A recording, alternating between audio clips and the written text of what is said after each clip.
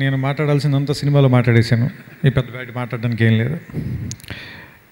ముందుగా మాత్రం ఈ సినిమాని మేము ఊహించిన దానికి 2 times 3 times విజయాన్ని అందించిన ప్రేక్షకులందరికీ మనస్ఫూర్తిగా మా అందరి తరఫున ఎన్నిసార్లు చెప్పినా సరిపోదు, మళ్ళీ మరొకసారి కృతజ్ఞతలు, ధన్యవాదాలు. నేను ఈ సినిమాని స్టార్ట్ చేయడానికి ముందు నాకు ఇష్టమైన రైటర్ ఎద్దనపూడి సులోచన గారితో దాదాపు ఒక 9 నెలల క్రితం నేను కలిసి మాట్లాడాను. ఆవిడ నాకు ఒక సూచన ఇచ్చారు, కొన్ని క్యారెక్టర్ సజెషన్స్, కొన్ని ప్లాట్ పాయింట్స్ మీ ఇద్దరు మాట్లాడుకున్నాం.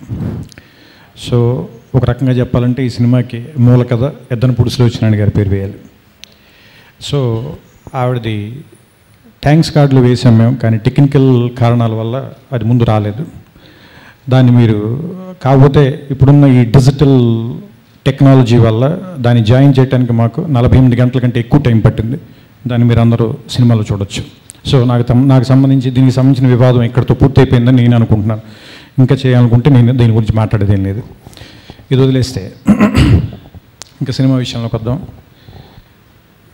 నాకు సన్నం సత్యమూర్తి జరిగే సమయంలోనే సమంత గారు మాట చెప్పారు. మేము come to the party Subbalakshmi పాట షూట్ చేస్తుండగా, నువ్వు నీ మెదడు ఎక్కువ వాడతావు సినిమాల్లో, నీ హృదయం ఎందుకు వాడవు? బయట మాతో మాట్లాడేటప్పుడు హీరోతో కానీ హీరోయిన్తో కానీ మిగతా ఆర్టిస్టులతో కానీ నీ హార్ట్, నీ తెలివితేటల కంటే కూడా నీ హార్ట్ మాకు నచ్చుతుంది, అందుకనే నీతో కలిసి మేము పనిచేయాలని కోరుకుంటాం మేమందరం. మరి అలాంటప్పుడు ఇదే హార్ట్ని నువ్వు సినిమాలో ఇంకా ఎందుకు ట్రాన్స్లేట్ చేయట్లేదు? అది ట్రై చేసి చూడన్నా. బహుశా ఆ మాట ఎక్కడో నా మీద ప్రభావం చూపించినట్టు. థ్యాంక్ యూ సమంత గారు ఆ మాట చెప్పినందుకు. అది బహుశా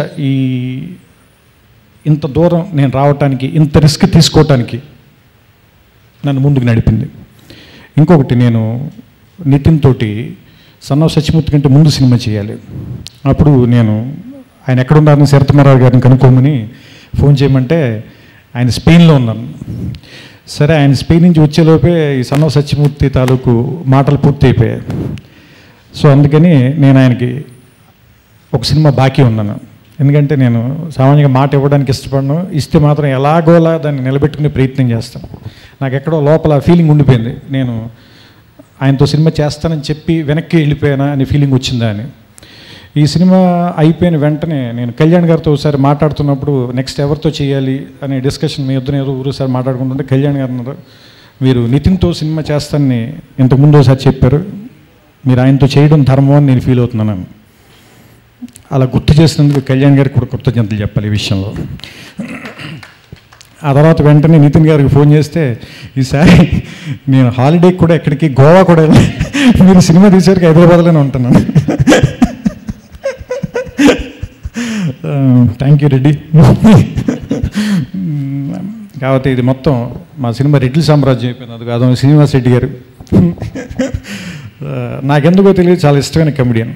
ఇంకా నేను ఈ సినిమాలో బాగా ఎంజాయ్ చేసిన, నేను బాగా వాళ్ళు చేస్తుంటే నేను బాగా నవ్వుకున్న కమెడియన్లు ప్రవీణ్, హరితేజ, అలాగే 2 సీన్లు చేసిన కూడా శకలక శంకర్ అండ్ చంద్ర. చాలా చాలా చాలా బాగా చేశారు వీళ్ళందరూ. నాకు తెలిసి తెలుగు సినిమా ఇండస్ట్రీ ఇప్పుడు కమెడియన్స్ని మినిమం 8 to 12 కమెడియన్స్ని ప్రొడ్యూస్ చేసింది ఎవ్రీ జనరేషన్లోనూ. నాకు తెలిసి ఈ జనరేషన్ వీళ్ళందరూ రూల్ చేస్తారని నేను నమ్ముతున్నాను. అండ్ నిజంగా అలా రూల్ చేయాలని బ్రహ్మానంద రేలంగ్ గారు వాళ్ళ తరం తర్వాత రాజబాబు గారు వాళ్ళ తరం, రాజబాబు గారు వాళ్ళ తరం తర్వాత బ్రహ్మానందం గారు వాళ్ళ తరం, ఆ తర్వాత తరం తాలూకు వాళ్ళ దగ్గర నుంచి ఆ రిలే రన్నింగ్ రేస్ తాలూకు శ్రీనివాస్ రెడ్డి గారికి, ప్రవీణ్కి, హరితేజ్కి వీళ్ళందరికీ అప్పచెప్పారని నమ్ముతున్నాను నేను. అండ్ ఫైనల్గా ఈ సినిమాలో మాట్లాడుకోవాల్సిన నరేష్ గారు, one of his finest performances. And first day మేము షూటింగ్ చేసేటప్పుడు ఆయనకి చెప్పాను, ఒక టేక్ మేము దాదాపు 20 టేకులు చేసాం. ఒక షాట్ ఏంటంటే ఏదో బాల్ కింద పడిపోతుంది, అది తీయాలి, ఆ టైంకి ఆయన వెనక్కి వెళ్ళాలి, తర్వాత ఏమో సిగార్ తీసుకోవాలి, అది కట్ చేస్తుంటే కట్ అవ్వట్లేదు, సరే అది కట్ అయింది అనుకునే టైంకి ఏమో ట్రాలీ ఏదో చిన్న జర్క్ వస్తుంది. సో ఇవన్నీ కోఆర్డినేషన్ కుదిరేసరికి 20 టేకులు పట్టింది. నేను నరేష్ గారికి చెప్పాను, సార్ కొంచెం ఎక్కువ విసిగిస్తున్నట్టున్నాను, మీరు నన్ను క్షమించాలంటే ఆయన ఒకటే మాట అన్నాను, నువ్వు పొద్దున్న 7ంటికి పిలు, మళ్ళీ నెక్స్ట్ డే 7ంటికి పంపించు, నేను పని చేయబోతే అడుగు నీకన్నా. అండ్ ద వే హీ అంటే అంత సీనియర్ యాక్టర్ మాతోటి అంత ట్రావెల్ చేయడానికి అంత ఉత్సాహంగా ఉండటం మాకు ఎంతో ఆనందం ఇచ్చింది. ఇంకా నాకు ఇష్టమైన రావు రమేష్ గారి గురించి నేను చెప్పాల్సిన పని లేదు. ఆయన ఈ సినిమా తాలూకు లాస్ట్ 1.5 మినిట్లో ఈ సినిమాని తీసుకెళ్ళి ఇంకో మెట్టి మీద కూర్చోబెట్టారు. ఇకపోతే నేను ఖచ్చితంగా మాట్లాడాలి నితిన్ అండ్ సమంత గురించి. నితిన్ అయితే నిజంగా ఈ సినిమాకి కెమెరా, నితిన్, సమంత, లైట్లు ఇవి ఎప్పుడు ఫిక్స్డ్, మిగతా వాళ్ళందరివి డేట్లు తీసుకునేవాళ్ళం మేము. ఎందుకంటే నేను ఎలాగో ఖాళీ, ఎప్పుడో ఒక సినిమా చేస్తాను నేను, నాకున్న బద్ధకం అనుకోండి, లేదంటే నా శక్తి అంతే అనుకోండి. ఇంక నితిన్ గారు ఏంటంటే సరే ఇప్పుడు మళ్ళీ ఏదైనా ఊరికి అలా ఊరెళ్ళి వస్తాను, ఫ్రెండ్ని చూసి వస్తానన్నా కూడా వీడి సినిమా తీయడం నేను భయంతో ఆయన అలా ఎక్కడికి వెళ్ళడం అనేసి ఇంట్లో కూర్చున్నాను. ముఖ్యంగా చెప్పుకోవాల్సిన సమంత గారిని. ఆవిడ ఈ ఇయర్లో తమిళ్లో తెరి విజయ్ తోటి వెరీ బిగ్ ఫిల్మ్ చేసింది. And 24 very technically complicated film, అంటే బోల్డ్ అని లేయర్స్, మాస్క్ షాట్లు, CG shot, each shot CG shot, అలాంటి సినిమా. అది బాంబేలో జరుగుతుంది, ఒకటేమో చెన్నైలో జరుగుతుంది, పాండిచ్చేరిలో జరుగుతుంది. మా సినిమా ఏమో Hyderabad, Brahmotsavam, very big star cast ఉన్న సినిమా. ఇన్ని సినిమాలు హ్యాండిల్ చేస్తూ మాకు ఒక్కరోజు డేట్ ప్రాబ్లం చెప్పాల. మరి ఆవిడ ఎలా మేనేజ్ చేస్తుందో ఏంటనేది మరి ఆవిడకి లేదు. శ్రీనివాసరెడ్డి వైపు ఎవరో చూడొద్దు, అతను చెప్పి పట్టించుకోవద్దు మీరు.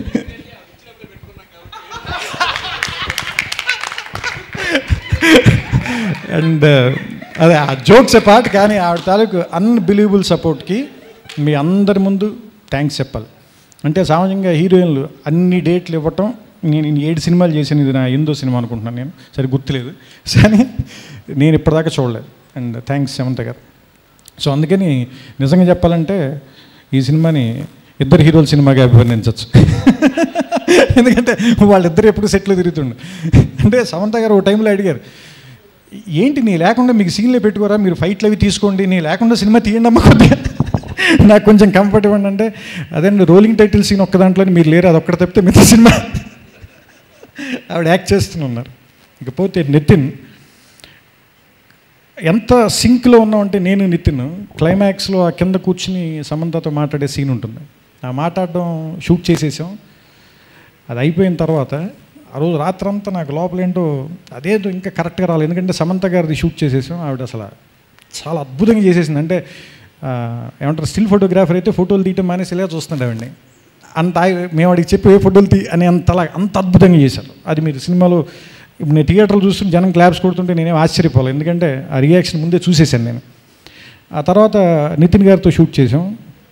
నెక్స్ట్ డే మార్నింగ్ నేను, నా కెమెరామెన్ నట్టి, నితిన్ ముగ్గురం ఒకేసారి అది మళ్ళీ షూట్ చేద్దామా, నేను చేసింది ఇంకొకసారి చేద్దామని నేను అడిగేసరికి నితిన్, నేను కూడా అదే అనుకుంటున్నానండి, మీరు దాన్ని ఓకే చేసేసి మళ్ళీ తీరేమోనని నేను అంటే, నట్టి కూడా అన్నాడు, I'm also not happy with yesterday shots, will do one more time.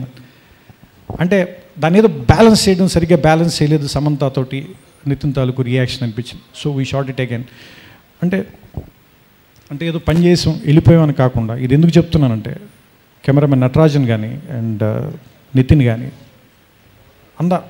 అంటే సినిమా అనేది ఇప్పుడు ఆయన మళ్ళీ నేను టీమ్ ఎఫర్ట్ అని చెప్తానంటాడు, కానీ కాదు, అలా కాదు, నిజంగానే టీమ్ ఎఫర్ట్ అది. ఎందుకంటే దాదాపు ఒక 10-15 మంది బలమైన వ్యక్తిత్వం ఉన్న వ్యక్తులు కూర్చుని పనిచేయాలి దాన్ని. సో అది చేయటానికి అందరూ ఒకే థాట్ ప్రాసెస్లో ఉంటే తప్పితే దాన్ని రిలీజ్ చేయలేము ఆ షాట్ని.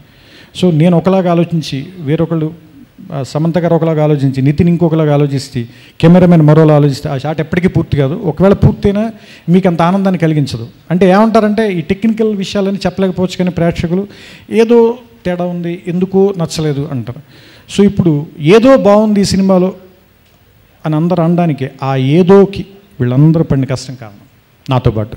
సో అందుకని నా తరఫున ఇక్కడ స్టేజ్ మీద ఉన్న వాళ్ళకి, ఇక్కడ రావటానికి వీలు పడని కెమెరామెన్ నటరాజన్కి, తర్వాత మ్యూజిక్ డైరెక్టర్ మిక్కీ జే మేయర్ గారికి, ఎడిటర్ చంటి గారికి, ఇంకా మిగతా అందరు క్రాఫ్ట్స్లో ఉన్న వాళ్ళకి, అది వీళ్ళందరికంటే ముఖ్యంగా నువ్వు నీ ఇష్టం వచ్చినట్టుగా సినిమాది, నువ్వు ఎలాగైనా సినిమాది అని కథ చెప్పిన వెంటనే విని, కథని పూర్తిగా విని దాన్ని ఆనందించే సత్తా ఉన్నటువంటి, అలాంటి హృదయం ఉన్నటువంటి ప్రొడ్యూసర్ చిన్నబాబు గారికి అండ్ ఈ ఎగ్జిక్యూషన్లో మాకు వెనకాలే ఉండి నేను ఏది అడిగినా పరిగెత్తి పనిచేసిన ఎగ్జిక్యూటివ్ ప్రొడ్యూసర్ వంశీ గారికి అండ్ పిడి ప్రసాద్ గారికి అండ్ నా డైరెక్షన్ డిపార్ట్మెంట్ అందరికీ మనస్ఫూర్తిగా పేరు పేరిన కృతజ్ఞతలు చెప్తూ, ఈ సినిమాని ఎంత పెద్ద సక్సెస్ చేసిన ప్రేక్షకులకి, దీన్ని వాళ్ళకి ఇంత దగ్గరగా తీసుకెళ్ళిన మీడియాలో ఉన్న ప్రతి ఒక్కరికి, ప్రతి జర్నలిస్ట్కి, వెబ్సైట్లో